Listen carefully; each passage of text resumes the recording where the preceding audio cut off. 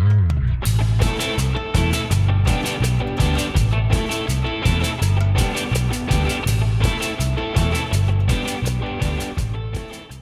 what's up, Golferos? Welcome back to the Salud Golferos podcast. Get some popcorn, grab a beer, and get ready to dive into some numbers because we have our wonderful friend, Rudy, the president, the founder, the creator of Los Compas Golf Club. Those glasses right there aren't just for fashion. He is pretty nerdy, and you're going to see why in this episode. I appreciate the call out on that part, the nerdy part, because yes, it is very, very true, unfortunately. But thank you guys for having me on. Super pumped. You know, we did this probably a year and a half ago, I think it was. Right? Out in the Season desert. one? Season one, bro. We were profiling the club. We had a beautiful day on the course together. You know, thankfully our relationship has maintained and stood the test of time. Oh, well. Yeah, man. So happy. And now we are in the next iterance and the next step in the evolution of Los Compas Golf. And here we are in my club fitting studio. Your dojo? Yeah, Los that's right. Compas Golf Studio. The dojo. The dojo, baby. This is where all happens. This is where the magic happens. That's right, man. That's right. Thank you for having me, though. Looking forward to our conversation today. Yeah, man. No, I'm super excited to have you back. I'm excited that Raul is going to be on this episode. Unfortunately, couldn't make it out to Palm Springs, but he was there in spirit with us. Yeah, always. But we got him here today because, we were talking about it before the pod that Raul and I are golf junkies, golf nerds. Yes. And so anytime we get a chance to talk, science and technique when it comes to golf, that's always exciting to us. So hopefully to our viewers and listeners, they can take a lot. Some of you may be coming from the fitting episode that we just put out where Rudy put me through my paces. I'm probably still sweating if you're watching this video because he had me take quite a few swings in a small amount of time. And I'm excited to dive into that. That's right. That's right. Yeah, getting those numbers, having the folks getting in the lab and swinging and swinging and swinging, we're not going to know what you're fitting into unless we have you swing a ton of shots, man. Yeah, no, that's so true. We got to collect all that data and we got to dive into it. But before we get into some of that, Rudy, let's talk about it. It's been a while since you've been on the pod. We, like you said, we've been keeping the relationship strong, still going out to your events and supporting one another. But talk to the people. What's transpired in the last year, man? That's led us to here to your sanctum. That's right. Golf. That's right. Yeah, 4 years ago now, I started Los Compas Golf Club, which has just been an incredible part of my life. And, we've got this social group of wonderful people where we're playing, multiple tournaments a month. We're doing these destination trips and having this, incredible camaraderie amongst, golf enthusiasts. And then about a year ago, I needed to get my clubs re-gripped, like all of us do time to time. Mm-hmm. And that's not cheap. When you go to it adds up fast. It adds up fast, man. Raul just got his set re-gripped, so you're talking $10-$12 a grip. You're talking $4 in labor per grip. It can be well over $200 at the end of the day. Mm. So I'm at home and I'm like, I can kind of try this out at home. Picked up a couple of things of ice and some razors and things like that. And sure enough, I pulled those grips off and threw the new ones on through a lot of struggle and like, oh, wow. And then it kind of, curiosity kind of went and I was exploring, what else can I do with some, homemade tools? What else can I do, with these clubs? And I took out a heat gun and just started pulling heads, started taking stuff off. Started, oh man, look at all this. What is this little thing? And what is this little weight? And, I took them apart and then I was like, I didn't document what everything looked like. So I had a hell of a time putting them back together. Yeah. And that was enough for me to say, this is dope and I want to know more. And I took them apart again and just started tinkering. And then all of a sudden it was like, hey, little brother, let me see your clubs. Rip those to shreds, And I'm pretty sure I got to do them again because I haven't looked at them in a minute. But, messed with the weights. I messed with, new ferrules, new grips, like that kind of thing. But nothing nothing significant, right? It was just kind of tinkering with the build. And then early this year, 2025, I was, really exploring like, how can I make this like an actual like venture? How can I like actually build on something and find a new vertical, for me to explore, going into my 40th year of life, I'm turning 40 in December, and I was just really trying to explore something, unique, and really dove me further into that love of golf. And sure enough, I found a school that does this 1 week masterclass of club building, because of course I'm not going to be just satisfied with like YouTube videos and stuff, which is okay. But I wanted a certification. I wanted to actually like get knowledge from somebody who's, that top tier, top level builder, fitter. And sure enough, I found a school in the Midwest that I went out and flew out to in May with the blessing of my incredible wife, who's just been so supportive of this. She says, go, Shout out Patty. Shout out Patty. Shout out Patty. But it's funny because I don't know if she just wanted me gone for a week, or did you look at the credit card? Yeah, right. I don't know if she wanted me gone for a week or if she was actually pumped about it. I think she was a little pumped. And, I went out there for the week and I was just absorbing so much knowledge. And it's funny because the heads of the school were like, yeah, come in for the sessions, the daily sessions. And I said, how long can I stay every day? How long can I like spend like doing, club building there? And I was like, as long as you want. They fucked up. Cause like, dude, I was there till like 7 p.m., 8 p.m. You're going like to tell a Mexican he can work for, for endless hours? It's in my DNA. So yeah, I was just going ape shit on, putting things together, and like, and at one point they're like, hey man, we don't have a lot of shafts for you to use for this. And it's like, well, you're gonna have to buy more, obviously. And then halfway through that, I had a couple of businesses here in LA reach out and say, hey, we're seeing that you're out here doing this, because I was posting to socials, and they said, where are you gonna be setting up? And I didn't really have an idea of what this would evolve into. I knew I wanted my own brick and mortar.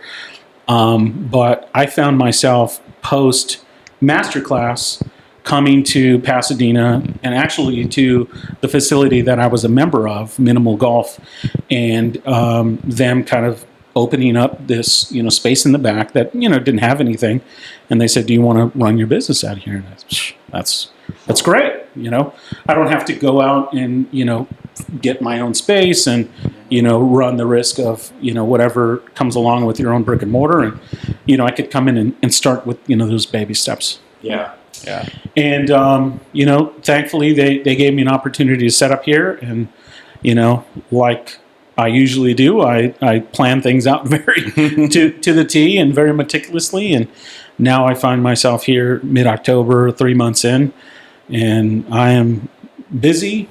I'm as passionate as ever about something, and as excited as I've ever been about work, and things have just really evolved now into this incredible space where I'm able to do great things, for people, for golfers that are passionate about the game. And that's kind of where we're at.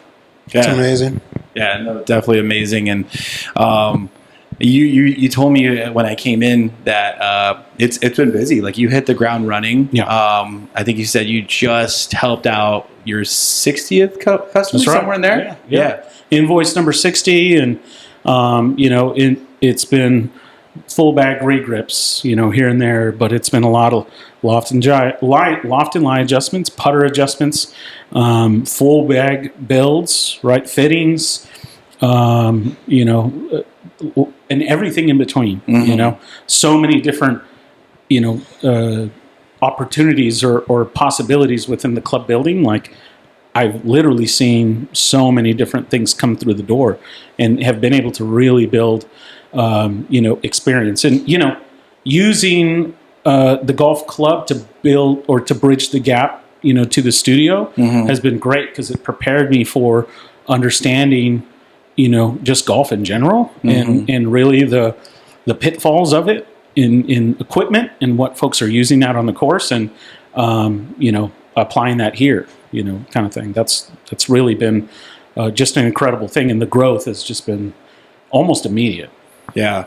I think it's really interesting because once again, as Rudy and I do, whenever we get together, we talk a lot off camera. Mm-hmm. You and I start geeking out right away about things. And one of the things that we were talking about, Raul, right before you showed up, is that a lot of golfers will get their clubs and not really know anything about them, right? Yeah. They just said, I saw the TaylorMades, I saw the Callaways, I saw the Titleists, and I feel like a lot of it is just what's the brand that you like, what looks cool to you, or some sort of factor appeals to you, and then you buy that club, right? Yeah. So I guess what I want to do is kind of like let's start high level here. So what are the main components of a golf club that maybe a lot of people don't know? I feel like a lot of people just start off like, oh, my grip or the head, and then that's it. Yeah, I think it starts. Well, I think for any golfer, it starts with brand, right? Okay. Right. It's like, okay, I like TaylorMade or Callaway or Mizuno, but then it's let me just pick up a Mizuno club, right? And that's the go-to. And at least that's what my start was. When I started playing, was just finding a set for a brand name that I knew, but not really understanding all of the components that go into it. And really the start of any golf bag is going to be the fitting. Okay. A good fitting is part science and part art, right? And that's at least my view of it, right? The science comes from launch monitor data. We were just talking about it during your fitting. Things like ball speed, launch angle, spin rate, smash factor. Those things tell me how the club and shaft are reacting to your swing. Okay, but the art is interpreting that data and then turning it into the right build, right? And to me, and I told you about this earlier, it was for a lot of club companies, not smaller club builders or more advanced club builders, for Roger Dunn's and the Golf Galaxies and all these big brand stores, to them a golf club is inventory, right? It's something that they've mass produced, right, at a specific volume, and they're just looking to push that. To me, the golf club is an instrument, okay? And that instrument has to be fine-tuned and prepared in a way that matches your game. So when you get out onto the golf course, you're able to perform at the highest level, right? So you talk about how things start or really a baseline. That's really what it is getting fit, getting onto a launch monitor and seeing what your baseline stats are, right? So a lot of times during your fitting too, I'll have folks come in, and if we're doing woods, you hit your driver a couple of times, and if you're hitting irons, I'll have you hit your 7-iron, right?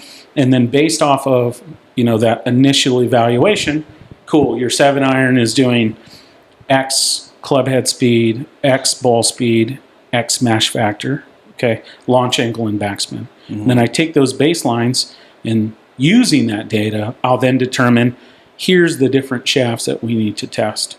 And sometimes, I'll have players come in and maybe they're hitting a cavity back, right? And, they're hitting like nice and straight shots and their numbers are very tight.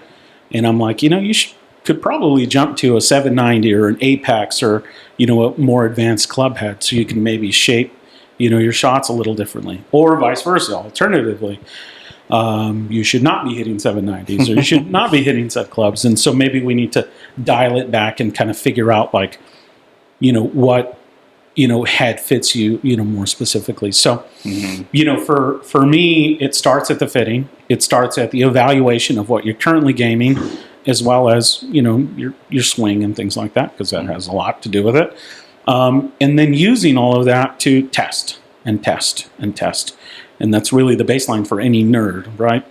Is testing, is, going against the status quo and testing against that to see if any number of variables can be improved on, right? And, golf has a baseline for all of these variables. We were talking about your 7-iron. We were saying your window should be 80 to 100 mile an hour club head speed, or it should be, under 19 degrees of launch, right? Your spin rate, 5,500 and up, right? We want you to stick greens and so on and so forth. So I use all of that to determine like what is the optimal instrument, for these folks, because it's about precision, personalization, transparency. And every single build and fitting that I do, it's logged, and all of those things are measured and used to build that instrument ultimately. Yeah. No, I feel like the golf bag is very, very personal, right? Because it gets to a point where it's like, that is my bag. It is tool to me. And I mean, Raul, you have select clubs in your bag, and we were just talking about like, hey, it may be time to change one out. But well, one of the things you're first of all, happy early birthday. You're November. You're December. I'm a November guy. We're in our 40s. You'll be in your 40s. Yeah. And it's one of those things as we evolve as well. Because look, you might have been hitting that extra stiff. Now are we looking into graphites? Are we looking into regular shafts? But that's kind of the question I have for you. The ego check that we have to check at the door. You talk about club heads, and some people, and this is something I've noticed, people picked up the used club set from a Facebook group, from a WhatsApp, type of thing. And they might have started the hard way. They might have gone with a blade.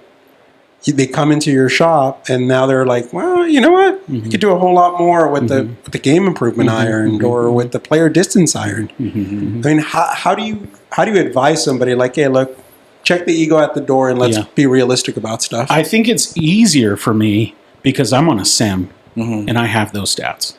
Right, so we could literally Numbers sit here. Don't lie, they guys. don't lie. They don't lie. And I've had a couple of guys that have come in the door and they'll talk a big game, and man, I'm pounding this iron, blah blah blah. And then we get up there, and I'm like, so where was that distance that you were talking about? Yeah. But then I find that distance by giving them the right tools to use.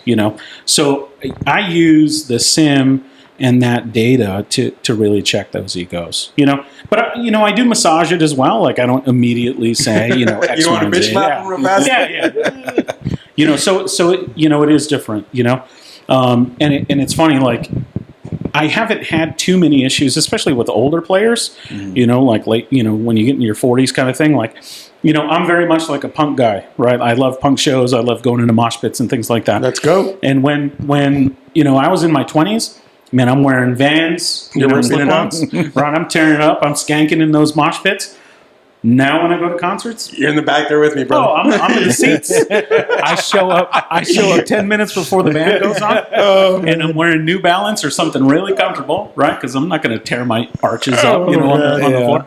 So, it's with that maturity, it's made it easier, but. Ultimately, it's the numbers that I use to massage that, and and with golf, it starts very early where people start assigning genders to tees. Oh yeah, you're playing for the women's tees. You got to play for the men's tee in the back, bro. We had, a great example is this: is we just played Lakewood. Okay, I don't know if you guys have ever played Lakewood, but it's long. Oh, I haven't. But. So the Lakewood blue tees are 6,800 yards. Yeah.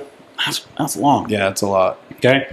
The white tees are 6,400 yards. And the silver tees, okay, which are the ladies' tees, are 5,950. Okay.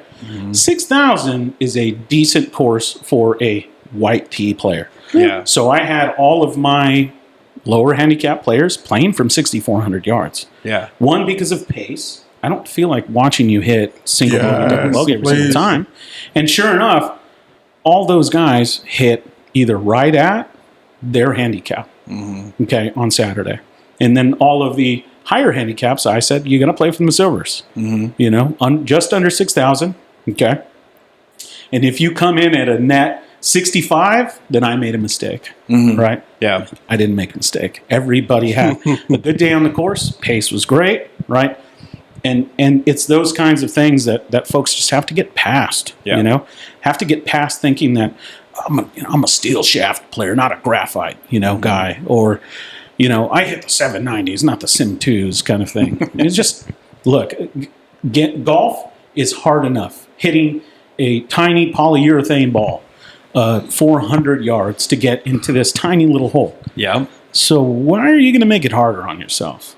Let's find you the right tools. Let's dial back the ego a little bit. And, I don't hear complaints at the end of fittings when their carry is 20 yards further, when their dispersion is insanely tight, right? When their spin rate and they're sticking greens, like all of those things prove right then and there let me check that, and let me just kind of go with what fits my game, my body type, my physicality. And the thing is, those things improve too.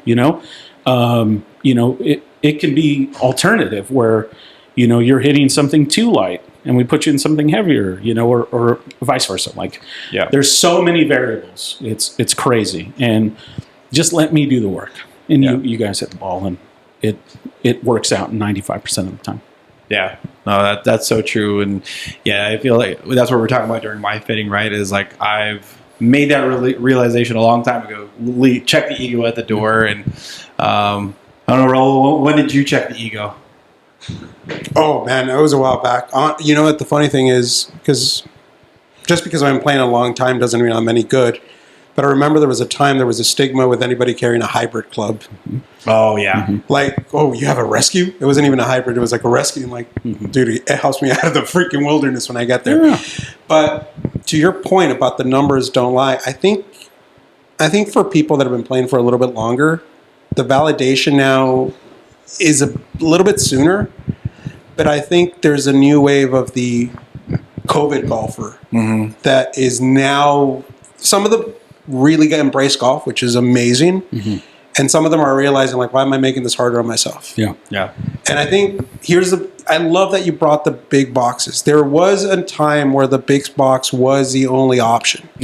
Like the Roger Dunn's, the Golf Galaxy, maybe the PGA store. Yeah. But now with, let's be honest, this bespoke shop that you have here being accessible. Yeah. I think that's the real game changer. Yeah. Because there was a point in moment where you weren't really getting this kind of service anywhere. Yeah. And if you were doing a fitting, hopefully maybe the course you were playing at had like one of the brand representatives go on there, but it was a single brand. So now it's like, okay, I'm gonna go talk to the TaylorMade guy. Of course he's gonna put you in a TaylorMade. And look, we know TaylorMade is a name brand, but sometimes you might be better in a Mizuno. Sometimes you might be better in a Srixon. Yeah. With mine, I never thought I would be playing Srixon. Yeah. Srixon opened my eyes. I was like, holy crap, I never thought this. I used to be I started off as a Callaway fanboy back in the day, moved on over to TaylorMade, did the Nike thing, and then I ended up in Srixon. Yeah. So if it's good enough for a major champion in JJ Spawn, then it's good enough for some friggin' cholo, in SoCal playing golf. Yeah, I know. What I mean? But I think it's like shops like this. I think it's a new mentality that make it a little bit easier for the everyday golfer to be like, okay, maybe I don't have to listen to the advertisement. Maybe I'm not going for the new colorway. Because look, it was like that at a certain time. Everybody had like a little bit of a different design. Everybody had a little bit of a different color. And people were going that way. They weren't using the statistics. They weren't using the insight that you're helping produce. Yeah, absolutely. And I'll take it a step further. People are able to test different club heads, but they're also able to test all of the different shafts. Yeah, the combinations. Right? The combinations. And the biggest thing for me, at least, and how I approach fittings is the club head, right, is the car. It's the exterior. Right, it's the color of the car, it's the style, and all of these other things. But the shaft is the motor. The shaft is the motor and the transmission. So if you want to go off-roading, right, if you want to have 400 horsepower, if you want to do X, Y, and Z, the exterior doesn't matter, right? But the motor, that's what's going to get you there. That's what's going to get you those optimal, low steps. And having a space like this, because I had somebody come in the other day, and they were like, the last time I got fitted, dude, I was hitting, they had me try like 5 different brand heads. And I'm like, how many shafts did you hit during that? Well, I only hit 2. What? That's the other way around. How are you going to get a statistically significant numbers if you're only testing 2 shafts? Like, how did they determine that one particular profile was enough for you, or weight class, or flex, and it just doesn't happen. So having the accessibility to a shop like mine gives you the opportunity to test all of those things. I don't give a fuck what head you want, what brand you want, right? Because, again, the technology has not changed, right? Some of them are lighter. Some of them have, different features and things like that that will help the game. But it's really going to be the shaft that's the game changer. I mean, even if you look at PGA regulation, I mean, especially when it comes to drivers, they're maxed out. Yeah. That's it. I mean, now you're really talking about, look, I know appeal to the eye is a big thing, especially the crown. Yeah. Mm-hmm. Some people like glossy, some people like matte, some people like that carbon finish. That definitely has to do with it. But to your point, you're not really going to get something different from one year to the next. Yeah. And I'll talk about the big box stores, because if you go to the big box stores, you go to Roger Dunn today, you could hit the Callaway Elite, right? Yep. You could hit the QI35s. You could hit the GT Titleists, right? All of the latest brands. I don't have that. I don't have that because it's going to cost me thousands and thousands of dollars to get those things from the big box stores. So how I approached it, it was securing heads, older heads. So I've got AI smokes in here. Okay, I've got QI10s, and I've got TSR 2s and 3s, right? And same thing with my irons. My iron heads are 1 to 2 generations older. And they're older because, one, it didn't cost me, a boatload of money to get that stuff started, but two, the technology just hasn't changed. What I have invested in is the shafts and having a huge matrix of shafts to test with, because that's what's important to me. And it just goes to show from my client that came in who only hit 2 different shafts during his fitting and 4 different heads, that's what they're focused on, right? 2, right? And another big thing, when you go get fit at Roger Dunn or Golf Galaxy or any of these other stores, all of the shafts that are bought by TaylorMade, right? They're going to have 3 variations. You go to rogerdunn.com right now, right? And you look up 790s, they only give you 3 options of shafts. Now, you can upcharge and pay for, other shafts and things like that, but if they're not having you use them during the fitting, then how the fuck do you know which is the right one for you? Roll the dice, baby. Yeah, that's roll it. the dice. That's it. And even then, they'll put you in something, and they'll build it out for you. And I had a guy come in, and his stuff. Actually, I'll go back to one of my customers really quick. He came in and was like, "Man, these things are kind of funky. Something's up with them, And sure enough, swing weight, because that's one of the things that I check here that they don't check in these places or monitor, was the same for every single club. Now, that is not supposed to how these things are supposed to be built. You're talking about like the irons, like pitching all the way up to 5. They all need to be exactly. different. So the swing weight is controlled by the head weight, okay, shaft length, and the grip weight. Okay, and it's a scale that goes from C's, which is usually like seniors, or ladies, D's, which is going to be mostly men's, and then E's that are much heavier, right? The goal for swing weighting is consistency across the set. So to have that tempo consistency, that rhythm in the physical form of your swing, you want your 5 iron to be the lower swing weight, and then your heaviest, or your wedge, your highest wedge, to be the higher one, okay? He came in, he brought all of his clubs to me, and sure enough, every single club was the same exact fucking swing weight. Okay, every single one of them had the same exact swing weight. And that was challenging for him in his game. On top of that, when I took the clubs apart, they were packed with epoxy. Okay, packed with epoxy, which makes a difference. Okay, the ferrules that you get make a difference. All of these things that these places don't look at, smaller businesses like mine, who are certified, who do have that deeper knowledge, can evaluate those things, right? And man, it makes a massive difference. And it's interesting you're bringing that up because, again, the newer golfer doesn't quite understand that. They don't really understand, to your point. I love that you called a golf club the instrument. I've literally been at Roger Dunn, actually the one in North Hollywood, where there's somebody that apparently had way too much money in their pocket looking at a driver, and they wanted to make sure that the shaft they were getting matched the colorway of the head. So they were looking at a Ventus blue, and I was like, bro, you sure you want to get into that? Because I saw him in the bay, and I was like, but he wanted to make sure it matched the color. I mean, this was a couple years back, so there was the Sim 1. He wanted to make sure that the shaft matched the head. It's like, dude, do you know what you're getting yourself into? Adorable. It's adorable. It's adorable. It makes me think back. So Raul and I were at Knollwood the other day, and he didn't get to see it, but the group in front of us, dude had a Captain America laid out driver. Like the crown had the shield and all that stuff, and it just made me think of like those little fishing rods that you buy for your kids at Walmart. And I was like, oh my god, like that thing must feel terrible because there's no way you went and got like no a top of the line driver and got that. No, definitely not. And you know that's the thing. Like folks will go and they'll say, I'm a stiff or regular or extra stiff kind of thing, but then they don't understand that there's 4 to 6 different shaft profiles per flex. Yeah. Right? Are we talking low launch, low spin, mid launch, mid spin, or vice versa?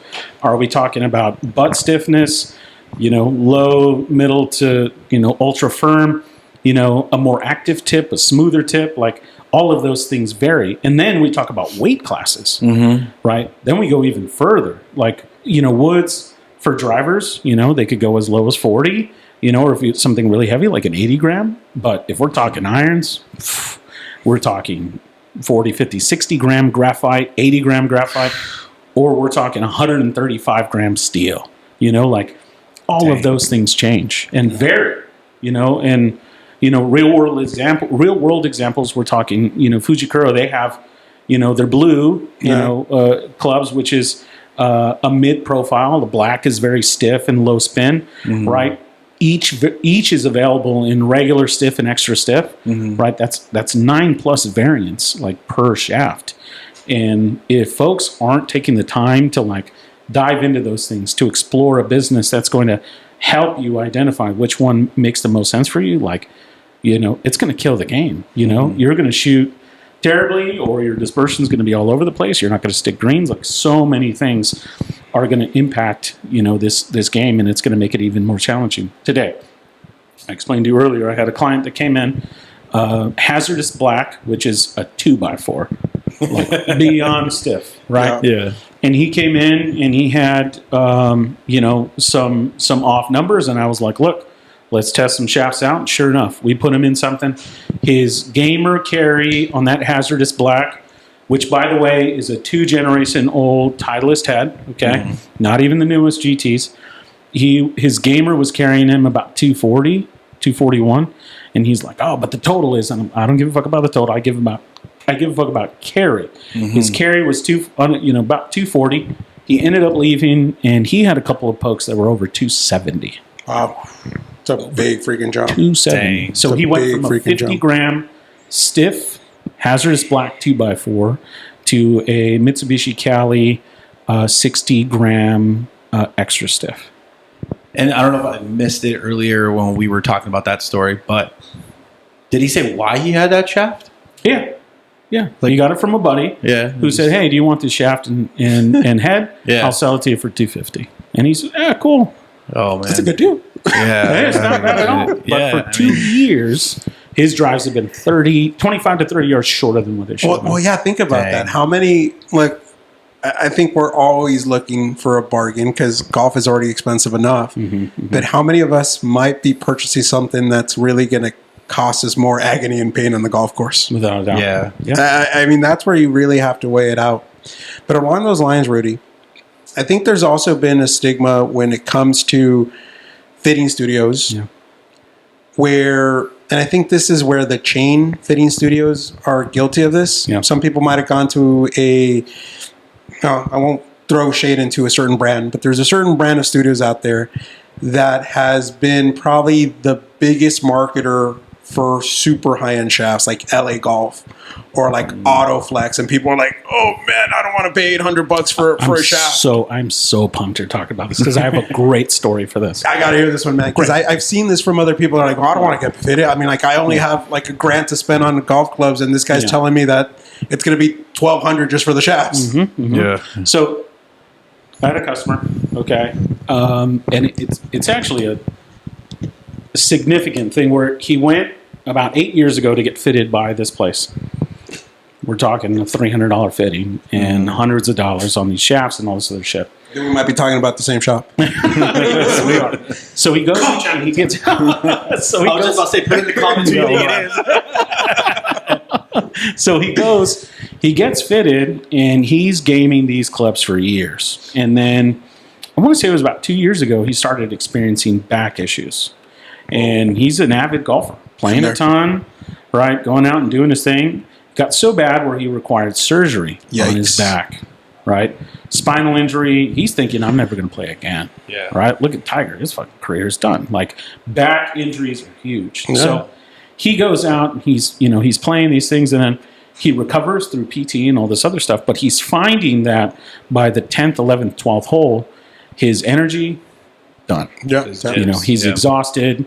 He's having a tough time swinging these clubs. And, I was getting going, and this was probably about a month and a half ago, where he comes into the fitting studio, and same thing. We did, iron and bag fitting. We saw a ton of improvement with other clubs, different weights, different shaft profiles. And then I take the clubs, because what we were doing was we were just changing shafts. Okay, kept the same heads, iron heads. Mm-hmm. So I bring them back here during my build process. And the first thing I do is I check length and I check weight. Why? Because I want to make sure that I build similar to that, or at least within the same range, so I don't throw the player completely off. Mm-hmm. This dude is only 6 foot. Okay, his clubs were extended by an inch. Whoa, dang. Every single one of them. Okay, an inch has a big impact on the weight of the club. And sure enough, when I put them on the scale, okay, now our 5 irons should all be about, let's just say a D1 or 2. Okay. His 5 through his last wedge, D8s. He's swinging sledgehammers. Jesus Christ. Tell me again why you're getting tired on the 10th, 11th, 12th hole. No kidding. Tell me again why you unfortunately suffered a back injury, Tell me why, these clubs aren't working for you, and you paid thousands of dollars for them to build this thing out. Sure enough, I took them apart. They had a ton of weight in them, but on top of that, that extension had a huge impact on that swing weight. Yeah. Right? Cut them down, not a full inch. I took them down 3/4, so it wasn't a dramatic change. And then I swing weighted them appropriately. Dude's playing out of his mind. Okay? Had a huge round at Rancho Park for our 4-year anniversary. Mm. Okay, he went to what's it called? A couple of back-to-backers and things like that. And sure enough, he's finishing rounds and he feels good. Yeah. I just played with him at Lakewood the other day, and he was having the round of his life. And he blew up on 16, 17, and 18, but still shot an 82. And felt good. Yeah, felt good and looked good. And Gabe, he's just been a huge part of my life and an integral member. Actually, he was on the pod with us. I was about to say, Gabe was on the pod with us? Yeah, Gabe was on the pod with us. And now seeing him out there enjoying the game again, and feeling good about the game, and knowing that, he's got the right instruments to properly enjoy it for a long term, is huge. And it just goes to show you, man, that, you could, kind of puff your little chicken hawk chest and go, I spent $300 on this fitting and, cool, bro.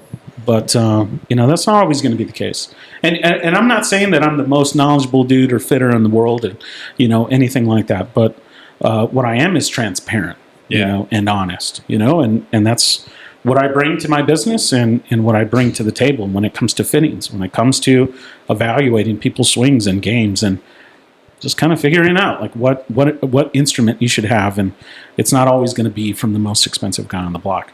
Yeah. Biggest question about Gabe, though, is he still using iron covers? Come on, bro. Gabe, my guy, come on, bro. Why you got to do it like that? Guy went through a back surgery. No. It was a topic on the last episode with him. Takes him out and he unzips it and he puts it in his little back pocket there. Does he have Miura heads or something? No. Apex. But those 8-year-old Apex heads are beautiful. Oh, yeah. Beautiful. If he resells them, he's going to make a ton of money because they look great, man. But yeah. But they got to bring them to you first so they can refit. That's right. That's right, man. Yeah. That's right. That's exactly right, man. much love, Gabe. We'll just give you a hard time. Don't worry. Our boy Hex, like I told you, he's a head cover guy himself. Actually, you know what? He hasn't rocked the iron covers for a while. Oh, for real? He hasn't. Yeah. Oh, I think we shamed him enough. Okay. Mm-hmm. I mean, I don't know if that's a good thing or a bad thing, but I mean, look, I get it. I mean, the issue with black irons is that they get beaten up like there's no tomorrow. So he was trying to punch it. he was trying to protect his Berthas. So, yeah, we still busted his balls. I get it. We got to give him. Got to give him a little bit of a hard time. Yeah. But I want to get back to going back to the shaft because, like you said, it's the engine. It makes everything run, right? I learned something new today when you were explaining to me. So I've heard in the past flex points, right? Like everything has a different flex point. But you went a little bit deeper in talking about the 3 segments of the shaft: the butt, the middle, and then the tip. Can you explain to us how that all functions to the average golfer? Because you were telling me during my fitting is that we need a stiffer butt on the shafts. Tip on the shaft. Oh, tip on the shaft. Yeah, okay. Tip on the shaft. So that's the thing. Can you explain the 3 different segments and how that relates to the golfer swing? It applies on an individual basis too, right? What fits for you is not going to fit for me, right? You came in and your shots, had this 2 degrees closed every time, kind of, draw. And you said your misses are pull hooks, right? So to me, right off the bat is, you had a little bit too much of a reactive tip. Okay. Right. So we had to find something that was, maybe a little bit stiffer, right? Some folks, their club face might be closing too early, right? Maybe closing too late, right? And that's impacting slices, that's impacting hooks, right? Let's say you got really strong hands and it's a very aggressive swing, right? But the body's not turning as much. That's going to impact what action you should. I wonder who that sounds like. That's going to impact like what tip profile you should have, right? And because those things break down, to each of those individual levels, like. You have no idea what you're swinging out there unless you evaluate those things. And those things also constantly change. You just got fitted 2 years ago, but then you went through a swing change. All of a sudden, things like that change, right? Because now your swing is not as over the top, right? It's more efficient. So you need a shaft that's going to match that change, right? So, composition, in the hands, in the midpoint, at the tip of the club, are all going to, greatly impact face angle, right? Spin rate, launch, all of that stuff. I got a great bit of knowledge from my mentor, Kevin at Golf Elite. He was fitting this really aggressive swinger, this really aggressive golfer. And, sure enough, he fit into a hazardous black, which is, stiff as a board. But that didn't mean that his 3-wood and 5-wood would also be the hazardous black. They were heavier, but they were the hazardous red, right? Because the tip point, the end of the shaft is more active, right? What do we do when we hit driver? We tee it up. We hit it up, right? What do we do when we hit a 3-wood or 5-wood? It's off, right? It's off the ground. It's off the deck. So you need a little more help, especially because you're not tilting the shoulders, to get that launch, right? And sure enough, this wildly aggressive, experienced single-digit handicap golfer was hitting, a hazardous red, which is more of a standard for, everyday golfers like us, evaluating those things, making sure that those things are taken into account when you're fitting and not just saying, give me the stiffest, shaft you got or the weakest shaft you got. All of that can change, For my wife, I'll use her fitting as an example. And actually a really cool result from her fitting. So she came in 40 gram ladies flex driver shaft. She's definitely strong. And we were seeing that whippiness, we were seeing the club head not close because it wasn't stiff enough. And, she's shooting them out, right. Or the duck hooks, let's say her hands were slower. The club head was reacting too much and closing the face and pulling them left. She came in, and sure enough, we put her in a regular flex. Sorry, we put her in a 45 gram regular flex shaft, not even a ladies flex anymore. And she gained 25 to 30 yards of drive. Nice. Ooh.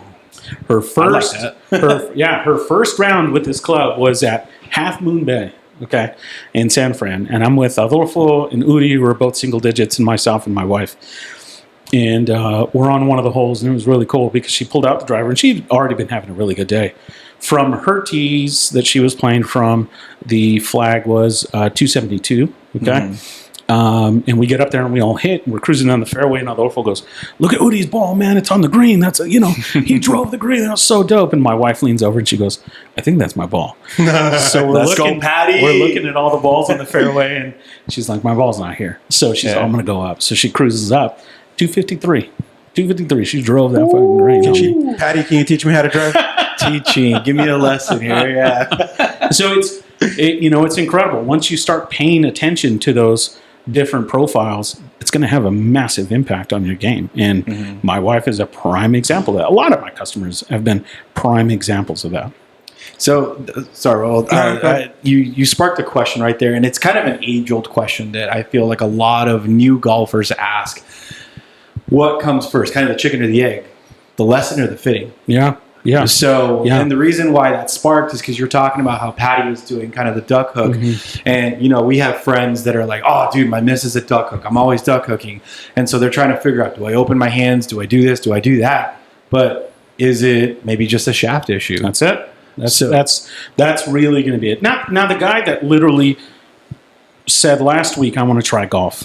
Don't go get a lesson. Right. Go get a lesson. Right. Go get a lesson and find yourself a top flight or a U set for $250, $300. If you really want to spend money, go get the Callaway set at Costco. At Costco, $500. It gets you in, and then you could return it in 10 years because they'll take it. Shout out Costco with the Christmas best return policy in the world. But for that gamer, you definitely want to get yourself a swing first.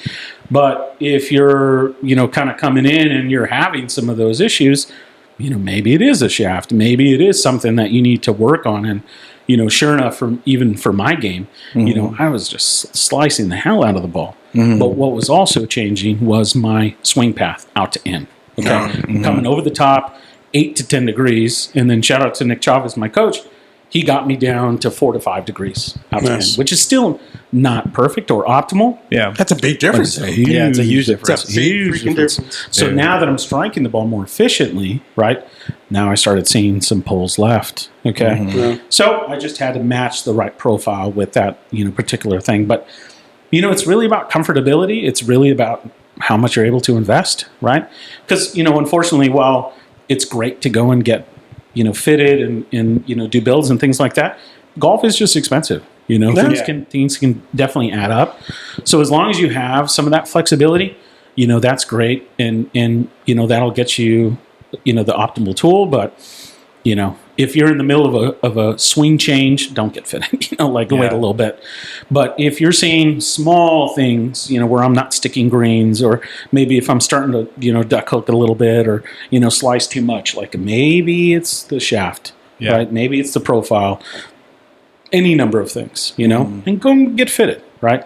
Spend a couple of bucks and see what other shafts will do for you. And if it's still not working, then get a couple lessons and then get reevaluated after that. Yeah.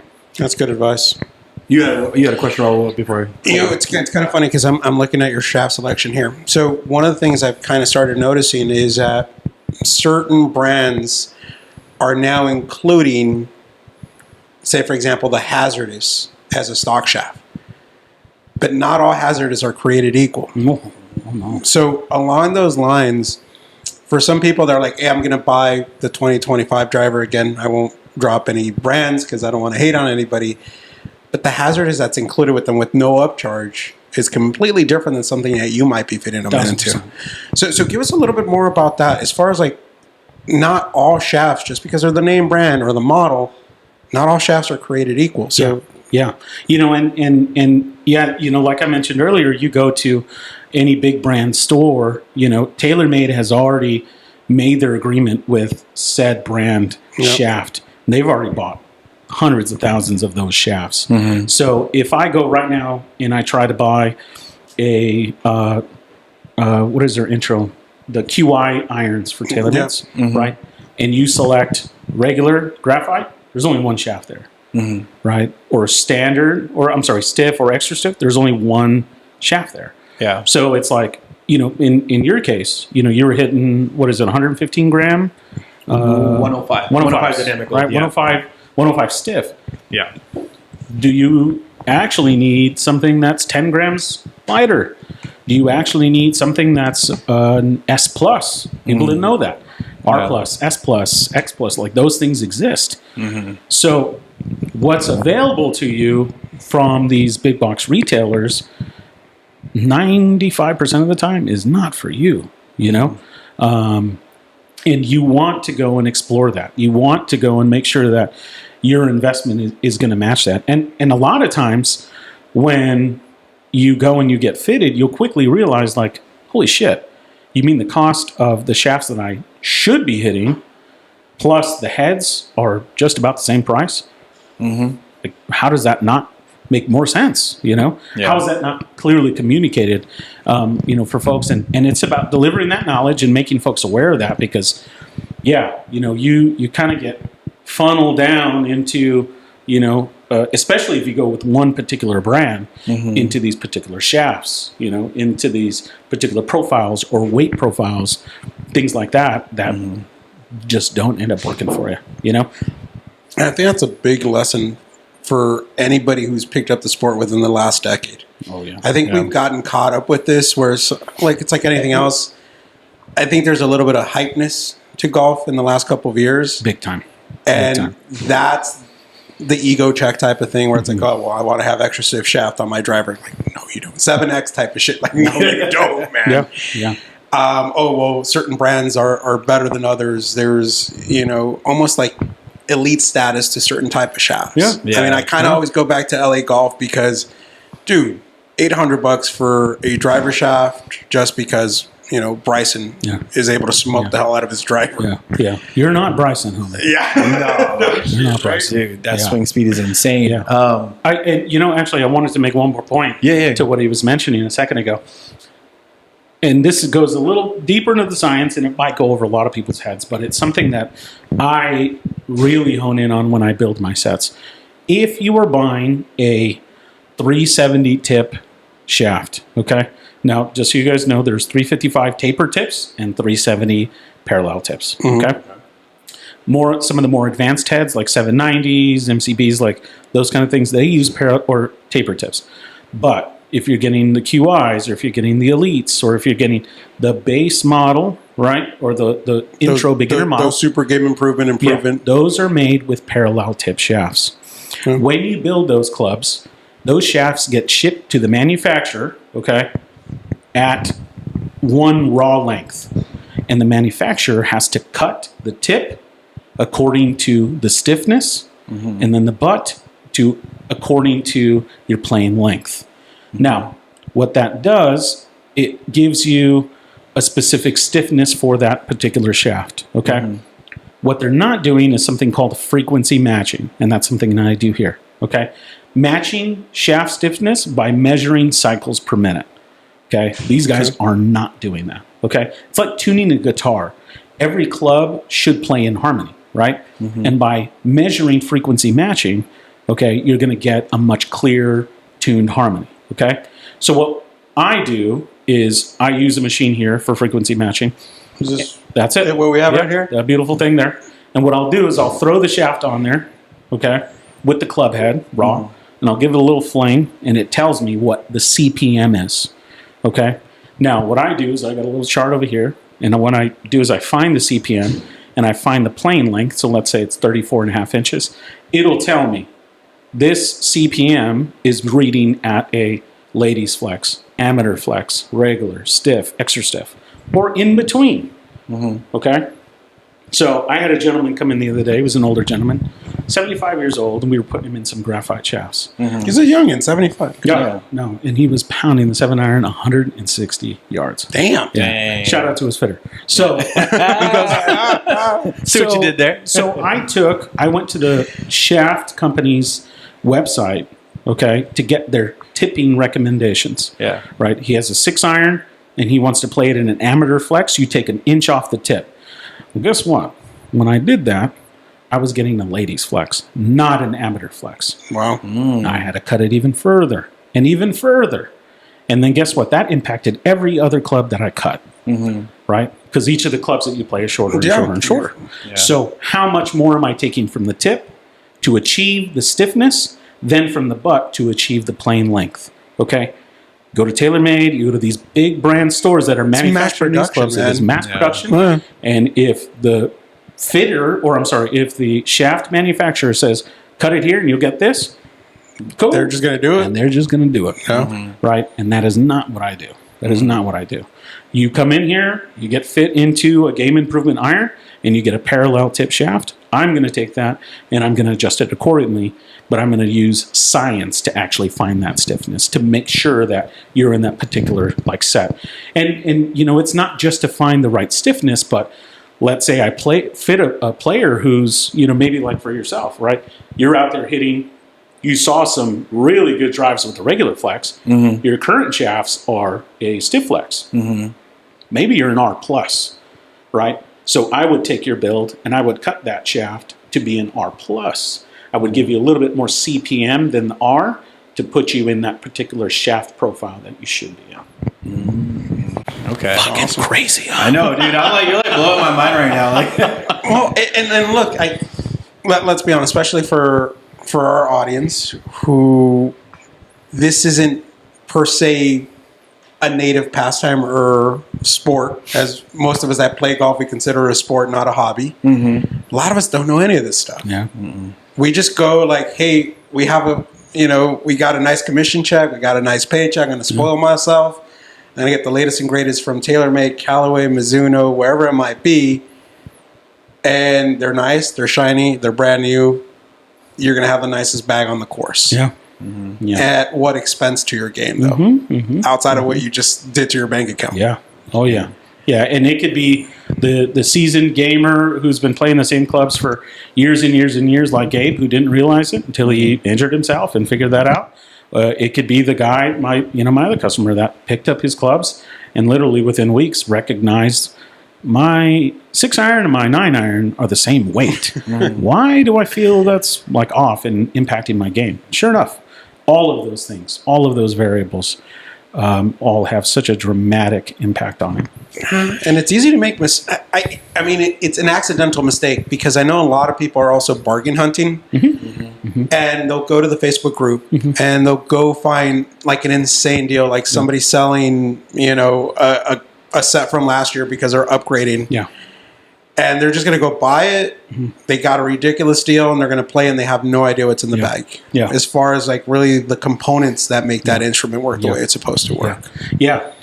For that kind of, for that type of golfer, and I've had quite a few of them, buy the heads, right? I was just about to ask you that. Buy the heads. Right? Go and look for the heads you want. Don't look for the shafts. Because if you come in and you go get fit, right, shafts on average are anywhere between $35 to $80, right, per club. Okay. So if you got to buy 6 shafts, right, and then you got to get them built, that's a much better approach because now we're not spending $150 a head. You've went and secured those via whatever medium. But if we could at least fine tune the shaft, that's going to make you that much better and that much more in tune because.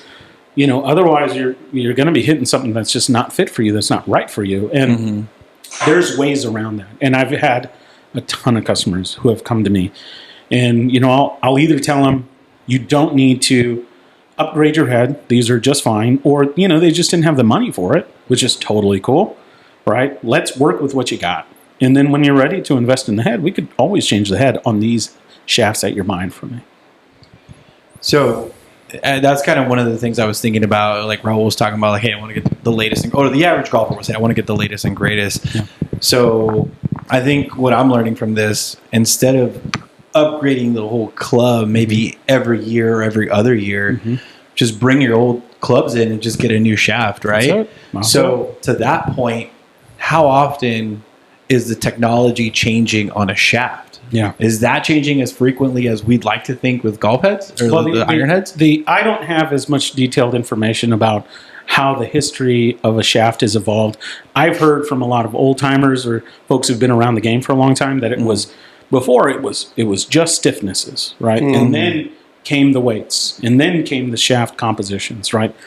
I don't know how much more can change, because I'm not on the tech development side, but it doesn't hurt to go in and just kind of do an eval, right? Yeah. For you, you weren't looking to get fitted today, but you just kind of wanted to see where things were at. So, if you're out on the course and you're seeing that, X, Y, and Z is not happening as much, go in and just do a quick eval, right?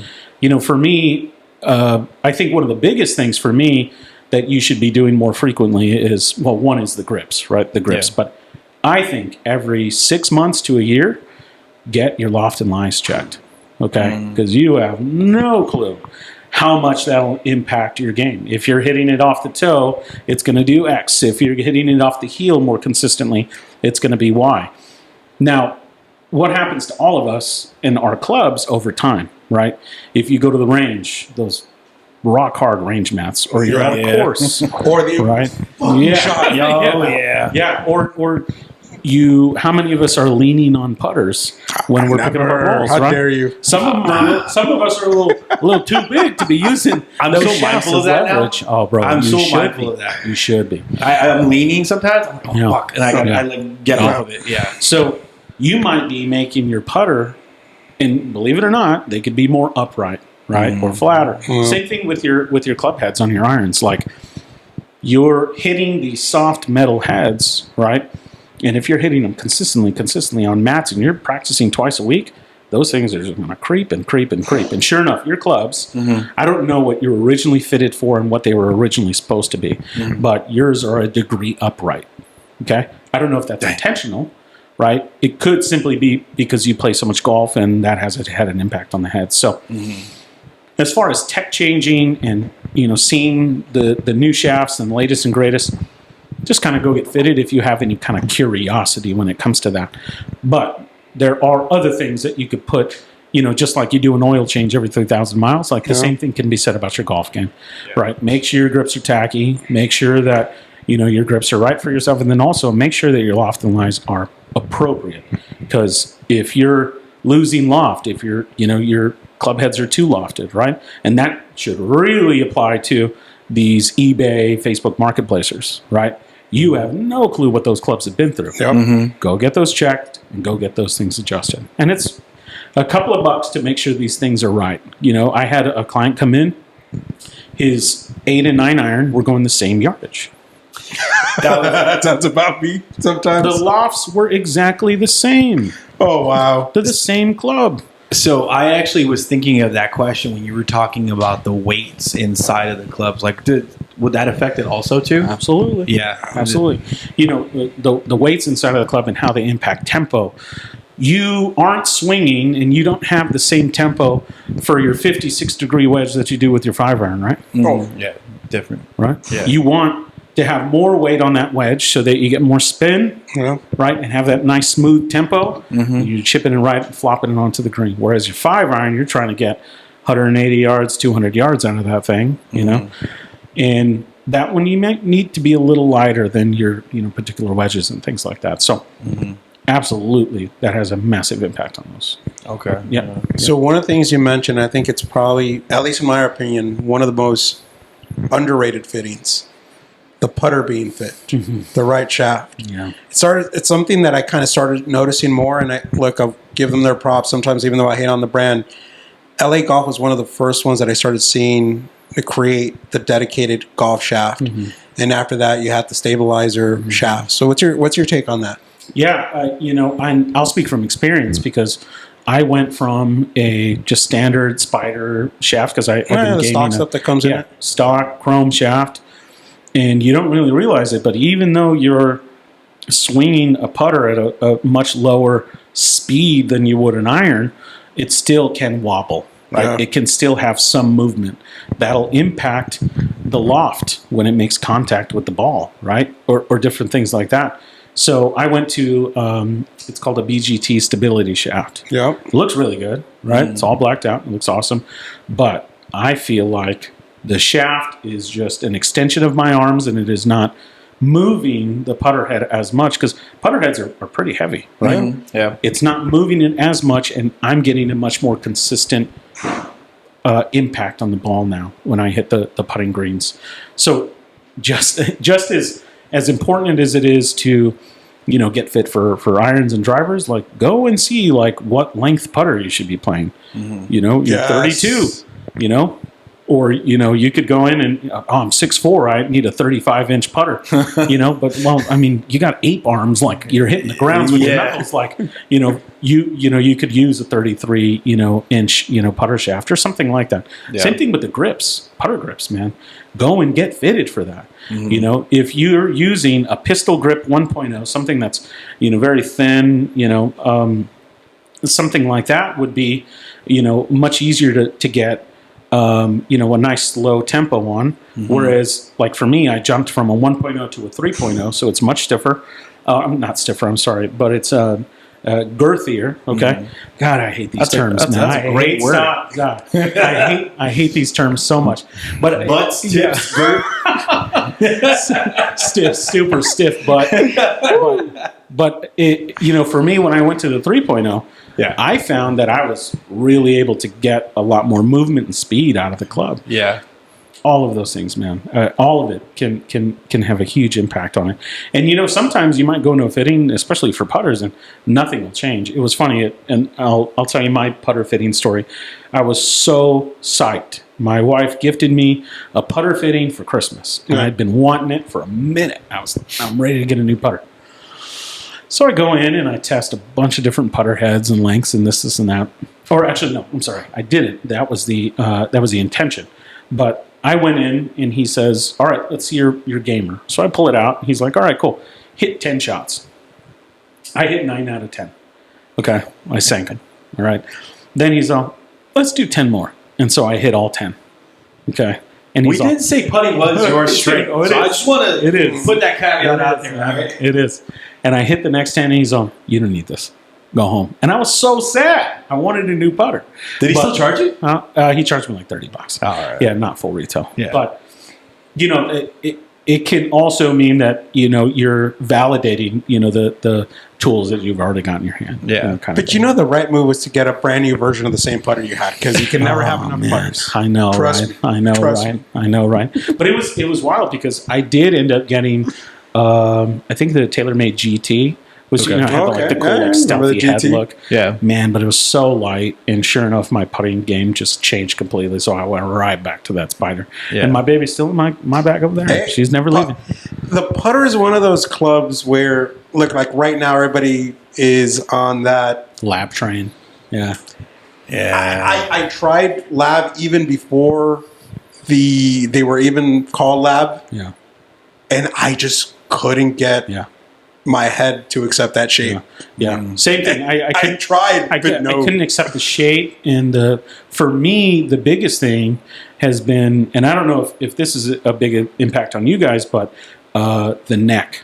Okay. Mm-hmm. For me, the straight shaft, I could not do it. The center shaft just threw me off. Can't do it. I couldn't. Center shaft couldn't do it. Couldn't. So anytime I hit anything other than a single bend putter, doesn't work. Yeah. And now that they have the plumber's neck, though, that's where I was kind of like, So I actually went and tried it a couple of weeks ago. Elite, or? Yeah, no. It was at one of the big box stores, just in passing, and I liked it. I liked it a whole lot. So it might be in the future. But it's an interesting look. Yeah. With the what is it, OZ1? I believe it is. Mm-hmm. It's interesting. I was like, give it a shot. But it's just funny how everybody now jumped onto that. I mean, now you have TaylorMade with their Spider, then Odyssey, which straight up knocked off Lab. That was kind of grimy. Yeah. So it'll be interesting to see what those trends end up coming to. But it's funny because Lab, not only that they become very unique with the design, but I think they have also been one of the main companies that offer those premium shafts to make you really get the full bang for your buck when it comes to it. It ends up being a pricey putter, but they talk to, and actually they use your same analog where it's, hey, the shaft is the engine of the putter. Yeah.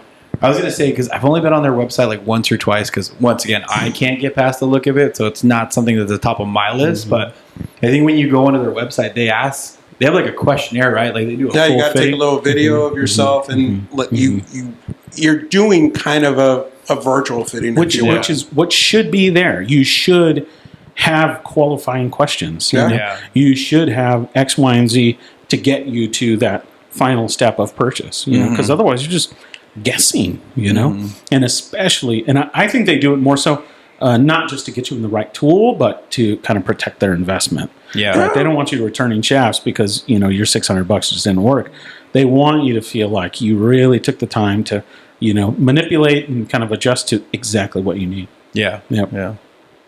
So the other question I want to follow up with you. You've done the right thing. You've invested. You've gotten your shafts. You have the right head. Yeah.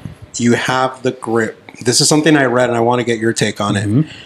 You've talked a lot about the swing weight. Yeah. Time to regrip. Oh, look at this new, nicer grip. Oh, yeah.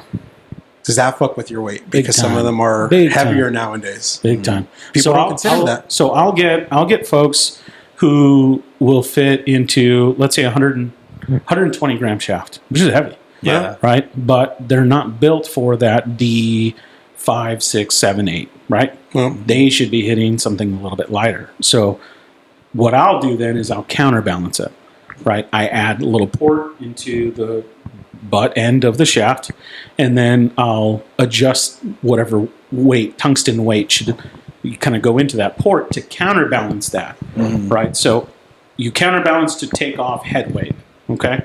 Now, the overall weight of the club doesn't go down. It's actually getting heavier, but the swing weight does change, you know? So, yeah, without a doubt, that'll change. You know, you look at if you go from a standard Tour Velvet, which is, you know, Golf Pride's standard grip, to a Jumbo MCC +4. Hex, jumbo grip, baby. It's a difference, man. Oh, or if you go to the Jumbo Max grips or anything like that, you might turn around and this is exactly what I just said about my putter grip, right? I went from a pistol 1.0 to a much heavier, girthier 3.0, and what happened? All of a sudden, my club head felt lighter. Okay, it's the same thing that's going to happen in your shaft. So I think moral to the story is don't just buy what looks nice or sometimes even feels nice, but work with a professional that's going to give you the advice for the right swing weight and maintain that. That's right. Protect the investment. Yeah, especially when you've dropped thousands of dollars on the shafts themselves. You know, you don't want to make the mistake of all of a sudden, you know, not being able to hit those $1,000 investments. You know, there's a lot of detail and calculation that goes into it. Make sure that you're not just going off the rack or off the rails and making adjustments on your own.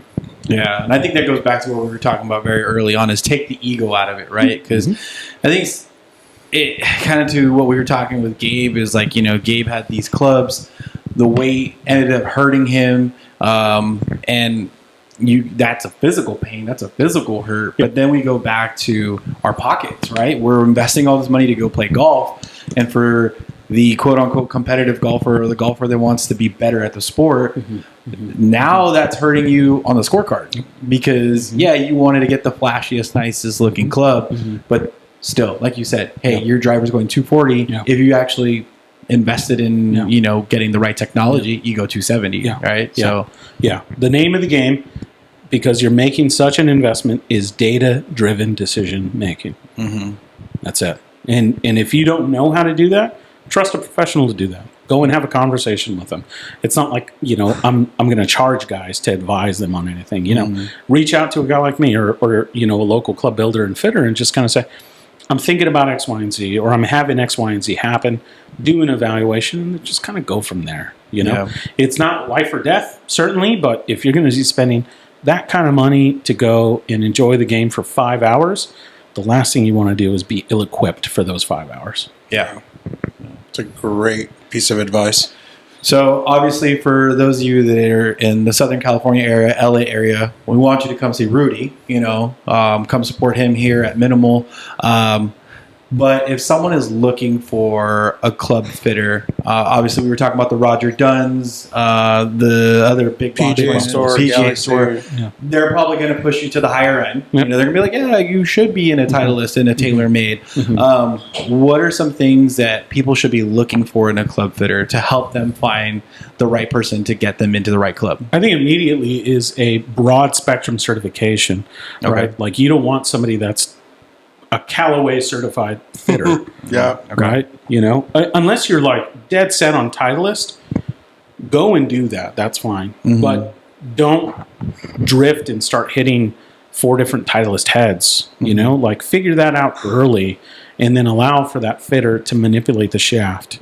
Right. So if you're going to go that route, you know, find somebody who's got that broad spectrum certification, or has like a shaft specific certification. So I have True Temper, Mitsubishi, KBS, Fujikura certifications, right? So I know them all, right? The ins and outs of them, you know. So find those, you know. And it's not like, I mean, there are some that are more expensive, but you know, find somebody that has a broader knowledge of the tools and the tricks, and you know, that'll really refine like what you're fit into. Yeah, and there's a lot of independent, you know, builders out there that have that really good like base knowledge. You know, Kevin, you know, my mentor, he's at Golf Elite and he does really great work. I don't know if you know Javi at Super Swing in San Diego, an incredible club builder and very, very knowledgeable. Definitely go visit him. He's actually just around the corner from Good Company. Yeah, he's a really good dude and really intelligent. You know, find those guys that know the game, not just that have, you know, a ton of Instagram followers or you know what do you mean they're influencers? Put these cool ferrules on them, you know, stuff like that. Like, you know, make sure that you find somebody that's that got that, you know, broader knowledge of the game and is going to really, you know, test the things that you need tested. Yeah, cool. Yeah, man. Now I got like so many things. Like I'm thinking back to art, like my fitting right now, and you know, we'll dive a little bit more into that. But we've talked grip, we've talked shaft, we talked weights in the heads. Is there anything that we're missing as far as like the club itself? Not off the top of my head. You know, there are other things like spine alignment, you know, or you know, hard stepping, soft stepping, but that's more for the fitter, you know, to figure out, like, you know, during, you know, the whole sequencing process. You know, I don't think necessarily there's anything else that the golfer needs to actively think about. Just kind of go in and trust the process. You know, something that I also mentioned, you know, during your fittings, you might find the yips, you know, mid-fitting. Yeah. You know, just try to keep your head on straight. Don't try to kill the ball, you know.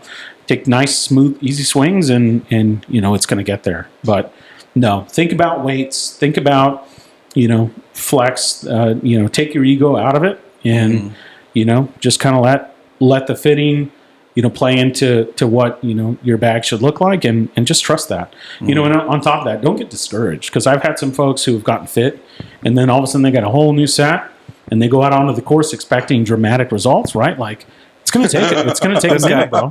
Listeners, I'm pointing at myself right now. It's gonna take a minute, bro. You know, it's gonna take a minute for you. Or the opposite, the placebo effect, because you've seen it firsthand with me. Where if I get a new club, all of a sudden the first round I'm like, oh, I needed to spend this much money on this club. $100 a hole. Let's go. Yeah, let's go. Yeah. No, yeah. Give yourselves a little bit of grace, because, you know, unfortunately, these things don't translate immediately. You know, and I've had some guys who it took a couple of weeks, and then all of a sudden they're like, "Whoa!" My compa Art the other day finished Lakewood, and he comes up to me and he goes, "Bro, what did you do to my clubs?" And I was like, "What are you talking about?" He's all, "Everything was going 10 to 12 yards further," and I was like, "Sorry, you know, sorry, I fixed you. Yay! Yeah, congrats." But it's those things actually, and that's another advice that I'll give to folks is, once you get fitted and you get that new set, don't forget about the gapping session. Okay, you have to go out and gap those clubs again, because your lofts, your lies, the weights, all of those things have changed your distance. Okay, whether it's shorter but now a tighter dispersion, or whether it's further, right? Things like that. Take that into account. Spend some time at the range and figure out, here's the gaps between the clubs. And maybe that leads to a loft and lie adjustment to kind of fill some gaps. That is a great freaking piece of advice. Yeah, because I definitely didn't do that. And well, not only that, but also, look, ranges are evolving. So you have a lot of ranges that have top tracer, or you come to a studio like Minimal, where you actually have state of the art equipment, where you actually have your numbers and you validate it. Because like before, You just had a range, and hopefully the markers that they have are there are accurate, and then you'll figure it out from there. But I think nowadays, again, back to your statement, data. Get those investments and validate them. Take full advantage of it. Absolutely. Yeah. I want to go back to a point that you were just talking about. Trust the process. Want to play devil's advocate here. How much should a golfer be pushing their fitter? Because kind of to your earlier point, the story of like, hey, you go try 4 or 5 different heads, but they only give you 2 shafts. What if I notice that as a golfer, I'm going in and I'm like, okay, like, yeah, had me try 105, had me do 115. Should I be questioning my fitter at that point, or trust that they found a groove and we're just staying in that realm? I mean, that's part of the ego part too. Yeah. If I don't want to go there, but I was going to say you go to the doctor and the doctor say do it. The doctor's saying like, take this particular test or medication. They're knowledgeable and they're in a space to be able to advise you in a particular way, right? I went and made the investment so that I could get myself kind of situated and in a position to make those kinds of suggestions. But yeah, if you're noticing things, or maybe you would like to try something out, there's nothing wrong with that. Actually I kind of want to try this or whatever it may be. Like, it's not that serious. So it's cool to make those recommendations and suggestions, and if there's something obviously that's kind of way off and you want to challenge that, then do it, but at the same time, trust the people that have the education and the background and knowledge to make suggestions and learn off of that. And at the same time, you don't have to make that decision based off of them, right? You could go and do your own research. You could go and do whatever you want, right? Ultimately, the decision is yours. It's just somebody that's just giving you advice and making recommendations for things. But, for me, it's and that's the thing too. Like, I don't have like a very rigid fitting process. Things can change in a heartbeat, immediately.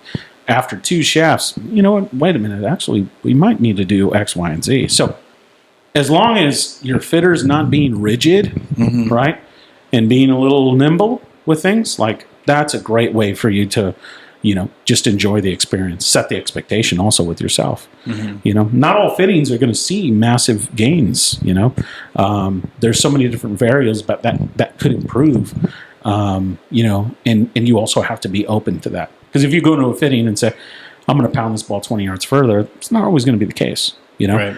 Be understanding to where maybe your carry distance is already optimized, but there's other things that we could help improve on. Yeah. Like, for me, one of the biggest things, and we were talking about my last fitting, not with you, but when I actually got into my P790s, the fitter was saying, your ball is coming in too low. Yeah. He's like, are you stopping on greens? Yeah. And I'm like, no, I hit them and I'm running off a lot of times. And so that was one thing we changed is, maybe I'll go the same distance, but I'm getting more height so I can get stopping power, so I can get spin and check and things like that. So we're all unique with that, man. Same thing when I got fitted. I was honestly surprised that they advised to go with the stiff, but he's like, you're going stiff, but you're going lighter. Because they're like, you tend to actually over-rotate. This might help you out. And it did. But now, again, this was a couple of years back, I'm not quite sure if that same swing I had before is the swing I have now. So that's the evolution of the swing. Because I've had those clubs now going like on 5 years. So has that changed around? So that's what we're going to find out. I know a guy. You know a guy. We can help you. Once again, for listeners, at that point I was pointing at Rudy. So. That's right. No, this has been great, Rudy, and this has been really eye-opening. I've had a lot of fun doing the fitting, chatting with you. I imagine Raul shares the same sentiment. It's a blast. But I want to ask, man, like, what's the 5-year plan here for Rudy Los Compas and with the fitting? Because I think you said you didn't expect this to fall in your lap as far as being able to be in the Minimal location, which shout out Minimal for taking care of our boy Rudy here. Yay. But what do you want to do with this and grow it? Yeah, no, I'm very excited. It's hard to not get ahead of myself, and shout out to my wife for kind of keeping me grounded. But I do want to look big picture, and I do want to set some grounded expectations, but I also want to be excited, and maybe push where a standard progression would look like, right? Obviously love to get into my own space when, the time is right, but right now I have a really good opportunity here to build a business and build a brand and build a name for myself. But I think, the 5-year plan would be, obviously find my own space, and to make golfers better. That's just really it. A lot of us are just so passionate for the game, and to see, folks really, enjoying the game more, be more excited, or the feedback that I get, or the reviews that I get, that means the world to me. And to get more of that, as now I go into my 40s and, this next part of my life, like I want more of that gratification my way, because it's just going to make life more fulfilling, Unfortunately, in my last job and, over really the last 10 years of digital marketing, my mental health suffered a lot. Like, it was really challenging to, go to work and have to be put in different situations. And I want to put myself in a much more stable and comfortable mindset, and find myself happier, So I guess the low level expectation or plan for those 5 years is, get my own space, and, evolve the business, obviously, work with different brands and bring in different shafts and, stuff like that. But I don't want to put too much expectation, on all of this, because it's still new. But really, I think the one like hard line thing that I want for this next 5 years is to have fun and really enjoy it. And that's really what I'm looking forward to. Well, you've done a hell of a job. Thank you. Building the community, because look, and it's kind of funny because weird coincidence. I remember you starting the golf club. You were literally on the Southern California Golf Group, and I think your first event was over in San Dimas, if I remember correctly. Yeah. And you were like, "Hey, who's going to come and join us this weekend out in San Dimas?" Yeah. And I was like, "Yeah, I wonder what this Los Compas." And I started talking to Ralph about it. Yeah. That was the inception of that. And then when I started seeing you post the inception of this, the golf studio, it's fucking amazing seeing what you've been able to do in just a handful of years, dude. And I think we could all share like kind of the same experience, of growing small businesses, of growing brands that aren't just to, bring in, drive revenue streams for us. The quick buck type of thing. But also to, bring fulfillment, to really add, just to our baseline, of life. And, it has been incredible. And the evolution of the Los Compas Golf brand has been, fantastic. And the studio is the next iterance of that. And I'm really excited to see where that goes. And, focusing on the club, continuing to do that, that's another part of it. And, I did want to also mention the junior clinic that we're going to be hosting. So Los Compas Golf Club, we've worked closely with the Cudahy Youth Foundation for multiple years now, where we're donating during Thanksgiving and during Christmas time, either toys or cash. And that's been really great, really fulfilling. The California State Assembly recognized us last year for the philanthropic work we've done, and taking it a step further this year, where I want to introduce kids to the game, right? So we're taking kids from the Cudahy youth community. We're going to have a range session clinic where they're going to be learning the game, chipping, putting, and on the range. And then post-event, they're going to be gifted gently used clubs, okay? We've got some hats from Good Company, okay? They donated a bunch of hats for the kids. We've got Compost Golf that donated tees and ball markers, right? Then you guys so generously are donating towels that we're going to be gifting to the kids as well. So, not just the quick buck, as you said, but it's finding different opportunities to influence the game, influence the gratitude that we have in our lives, and to also influence the community. And being Latinos, that was not accessible for us, and that's my next goal is making it accessible. And this clinic that we're having on November 2nd is going to be a really good moment for me and for these kids, because I'm just excited to put tools in their hands and kind of see where they go from there. And we got a ton of great tournaments coming up for the club as well.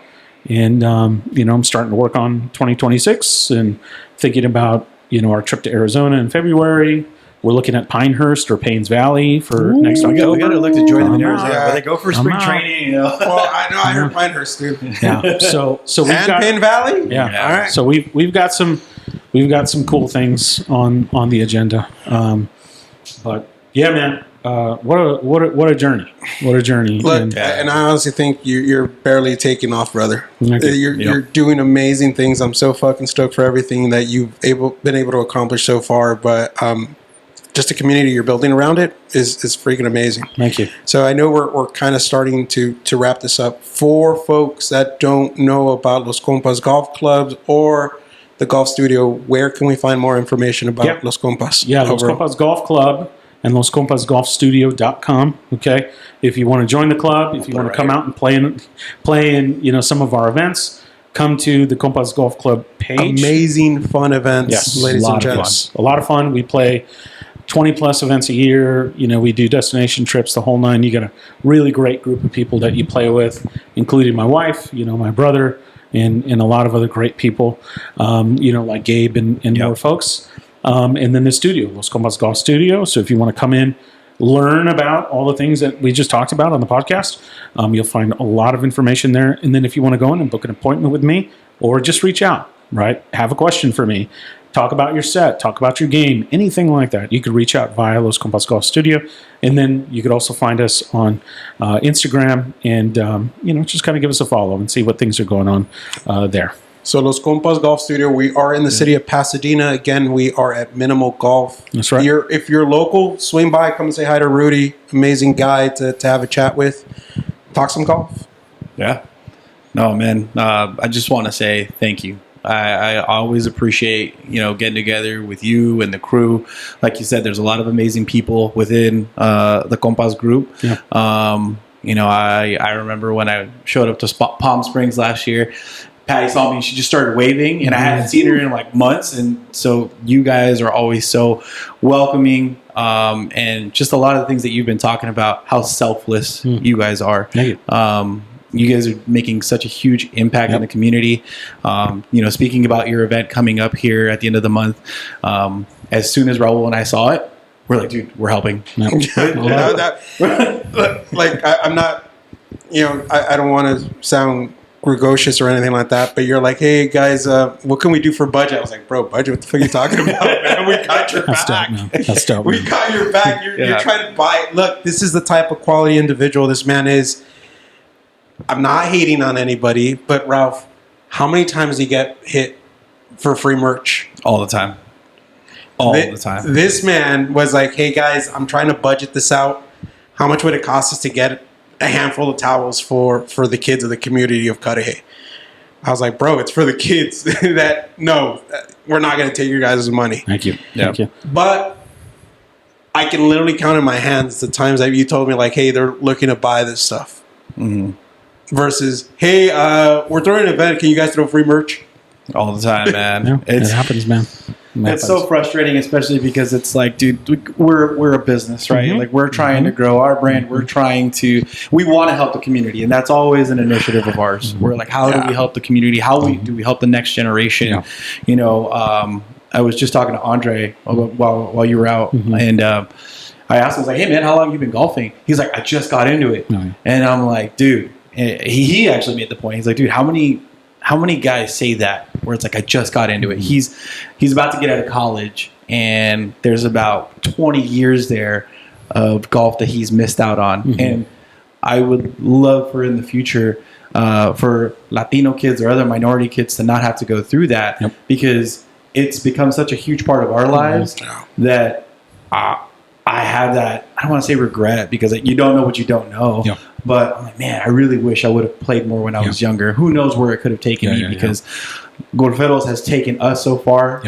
We've been able to do so many amazing things. Met so many amazing people. Exactly. Thank you. Right? Thank you. So, yeah, man, just continue to applaud you. Keep doing what you're doing. Thank you. Anytime that you need our help, anytime that you need us to come back, we are there, brother. Love it. No, I love it. And same goes to you guys, man. You guys don't have to put on this podcast. You don't have to bring small business owners on. You don't have to bring on these, small brands. And you guys do it, and you do it without. I'm going to challenge return, that. And it's people like you and companies like what you are building that we need to spotlight. That's right. That's right, man. Like I said, I'm not trying to bash anybody, but when Ralph is getting hit up like, hey, we're throwing a tournament. Can you throw some free merch? Oh, by the way, we're charging $400 not per foursome, per team of 2 players. And it's like, bro. Incredible. Is this money going to a charity? No, we just decided to throw a tournament. No, there's, and it's, it's good to continue to find good people and, we just got to stick together and we got to continue to do the right thing, and it starts with the Golferos, it starts with Los Compas, it starts with so many other small groups out there and businesses, and let's continue to profile them and champion them, and let's just make this work, man. Life is hard enough. So the easier we can do it, the better, man. But thank you guys, and thank you everybody who listened. I know this was a lengthy one, but there's a lot of good information here, and I hope everybody enjoyed this. I don't think we believe in short podcast episodes. No, the longer they go, the better. So that's right, buddy. I love it. That's right. But again, anybody even considering, even thinking of like, maybe club fitting might be for me. You're in the Southern California area, this needs to be your first stop. There you go. Great fitters out there, like Golf Elite, great guys. Montrose, right? Yep. Montrose area. Gone in there, really cool people there as well. Support the locals. Nothing against the big brand stores, but they have plenty of other stuff. They can make their money on their shoes, the golf balls, and all that stuff. But support the local community. These businesses are really making a difference in the golf community, especially out here in Southern California. I know we have folks that listen to us across the nation, but check out what's going on in your local community. You're out here in Southern California, this is definitely a stop you have to make. Love it. 100%. Awesome. 100%. Thanks so much, guys. Rudy, thank you. as always, brother. Yep. And as always to our listeners and viewers, Salud, Golferos. Peace.